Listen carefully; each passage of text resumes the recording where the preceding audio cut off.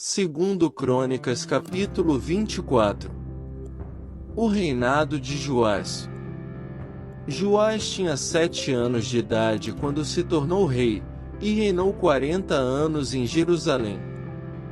O nome de sua mãe era Zíbia, ela era de Berseba. Joás fez o que o Senhor aprova enquanto viveu o sacerdote Joiada. Joiada escolheu para ele 2 mulheres, e ele teve filhos e filhas. Algum tempo depois Joás decidiu fazer reparos no templo do Senhor. Ele reuniu os sacerdotes e os levitas e lhes disse: vão às cidades de Judá e recolham o imposto devido anualmente por todo Israel, para fazer reparos no templo de seu Deus. Vão agora mesmo. Os levitas, porém, não agiram imediatamente. Por isso, o rei convocou Joiada, o sumo sacerdote, e lhe perguntou: por que você não exigiu que os levitas trouxessem de Judá e de Jerusalém o imposto determinado por Moisés, servo do Senhor, e pela Assembleia de Israel para a tenda da Arca da Aliança? De fato, Atalha, aquela mulher ímpia, e os seus filhos tinham arrombado o templo de Deus e tinham até usado os seus objetos sagrados para cultuar os Baalins. Então, por ordem do rei, fizeram uma caixa e a colocaram do lado de fora, à entrada do templo do Senhor. Fez-se então uma proclamação em Judá e em Jerusalém para que trouxessem ao Senhor o imposto que Moisés, servo do Senhor, havia exigido de Israel no deserto. Todos os líderes e todo o povo trouxeram com alegria as suas contribuições, colocando-as na caixa até enchê-la. Sempre que os levitas levavam a caixa até os supervisores do rei, e esses viam que havia muita prata, o secretário real e o oficial do sumo sacerdote esvaziavam-na e a levavam de volta. Fazendo isso regularmente, ajuntaram uma grande quantidade de prata. O rei e Joiada entregavam essa prata aos homens que executavam os trabalhos necessários no templo do Senhor. Eles contratavam pedreiros, carpinteiros e também operários que trabalham em ferro e em bronze para restaurarem o templo do Senhor. Os homens encarregados do trabalho eram diligentes, o que garantiu o progresso da obra de reforma. Eles reconstruíram o templo de Deus de acordo com o modelo original e o reforçaram. Quando terminaram, trouxeram o restante da prata ao rei e à joiada, e com ela foram feitos utensílios para o templo do Senhor, utensílios para o serviço e para os holocaustos, além de tigelas e outros objetos de ouro e prata. Enquanto Joiada viveu, holocaustos foram apresentados continuamente no templo do Senhor. Joiada chegou à idade avançada, e morreu com 130 anos.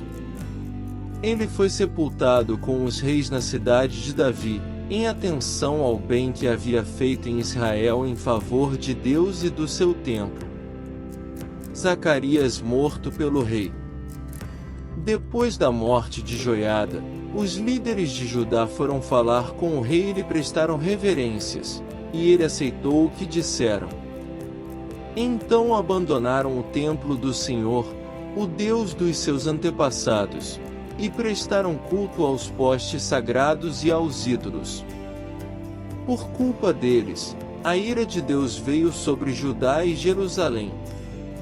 Embora o Senhor tivesse enviado profetas ao povo para trazê-los de volta para ele e os profetas tivessem testemunhado contra eles, o povo não quis ouvi-los.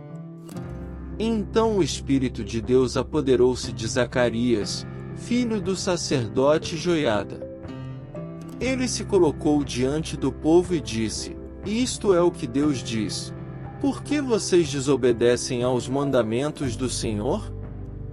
Vocês não prosperarão. Já que abandonaram o Senhor, ele os abandonará. Mas alguns conspiraram contra ele. Por ordem do rei, apedrejaram-no até a morte no pátio do templo do Senhor. O rei Joás não levou em conta que Joiada, pai de Zacarias, tinha sido bondoso com ele, e matou o seu filho. Este, ao morrer, exclamou: "Veja isto, Senhor, e faça justiça." O juízo de Deus sobre Joás. Na virada do ano, o exército arameu marchou contra Joás, invadiu Judá e Jerusalém, matou todos os líderes do povo, e enviou para Damasco, para o seu rei, tudo o que saqueou. Embora o exército arameu fosse pequeno, o Senhor entregou nas mãos dele um exército muito maior, por haver Judá abandonado o Senhor, o Deus dos seus antepassados. Assim o juízo foi executado sobre Joás. A conspiração contra o rei Joás. Quando os arameus foram embora, deixaram Joás seriamente ferido. Seus oficiais conspiraram contra ele, porque ele tinha assassinado o filho do sacerdote Joiada, e o mataram em sua cama. Assim ele morreu e foi sepultado na cidade de Davi, mas não nos túmulos dos reis. Os que conspiraram contra ele foram Zabade, filho da Amonita Simeate, e Jeozabade, filho da Moabita Sinrite.